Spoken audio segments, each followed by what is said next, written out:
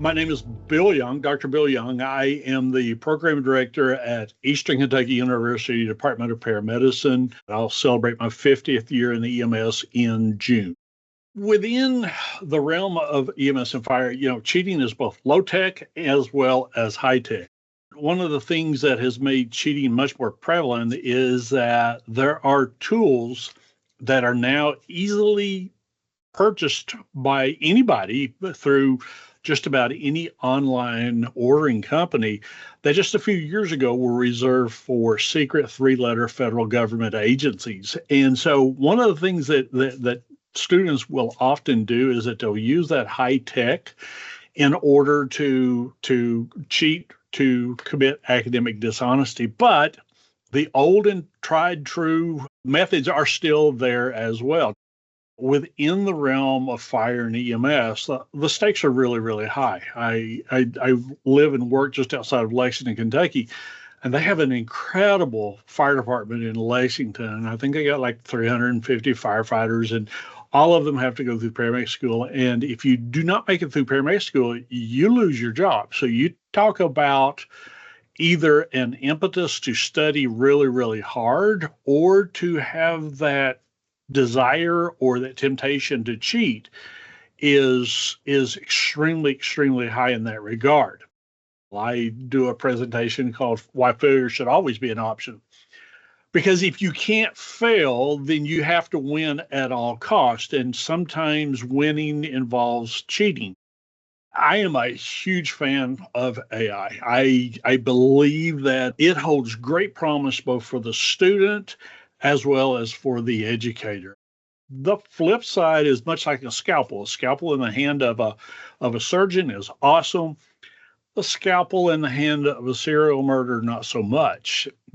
This brings up the opportunity now for students to go in and to look up questions, to generate papers themselves, and not correctly cite it. Now, one of the things I think we have to understand with AI is that, especially when we're utilizing it for research papers, I'm teaching an EMS leadership class right now, and it's very heavy research paper based, is that I purposely tell students that up to 30% of their paper can be AI generated as long as they properly cite it.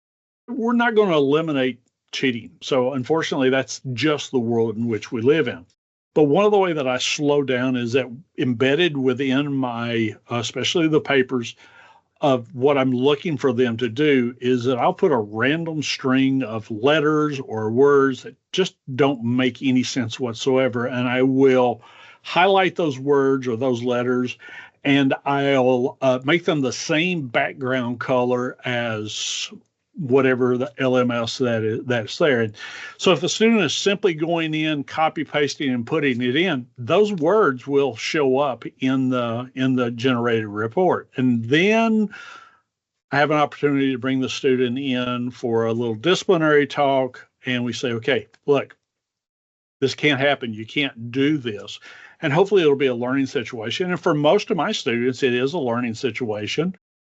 One of the things that I see that is a big detriment is that invariably you'll have a small portion of the class that will be cheating. And one of the things that is interesting to note within academic classes, and I think this is probably even more so true for public safety classes such as fire and EMS and law enforcement, is that they have a tendency not to keep their mouth shut. So they like to brag. And so invariably that now begins to get around. Now, a couple things happens in that regard. And number one is that it becomes very frustrating to the student who is actually trying to do their best and to learn the material, because they understand that at some point in time, it's literally going to be them and the patient, and they're not going to have Google or ChatGPT or anything else to fall back on. It's going to be, do I remember what happened here? If we make it easier first to learn and we make it safe to fail, then students are going to be less likely to cheat. With all of my exams, Not only do they get the written review, but we actually, typically I do exams on Wednesday. So on Monday, we will go over the review guide. And so they get to ask any questions that they want about the review guide. And I've found, again, that helps students with improving their success on the exam. They begin this slippery slope of, okay, if I can cheat, I'm only going to do it this one time. But hey, that worked really well for me. Okay. And now next time I'm going to be under stress, or I'm going to need to make sure that I succeed. It becomes much easier to cheat on that subsequent approach. I set the groundwork at the beginning of all of my classes. And what I tell my students is that starting from this day forward, and this may be the very first time that they and I have laid eyes on each other, but I look at them and I tell them, at this point, right now, I trust you implicitly. And I'm going to trust that when you're taking your exams, or you're out doing your clinicals or your field internship, that what you are recording is going to be correct. I'm trying to set that stage for the vast majority of my class to tell them, my expectation is you're not going to cheat. But the flip side of that is, and I use these very words, low be unto you, if you do cheat and I find out, because the consequences will be severe.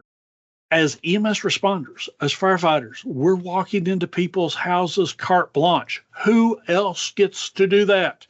They open our doors. They don't put their jewelry away. They don't put their money away, because we have this reputation that we are the good people, that we're coming in to help.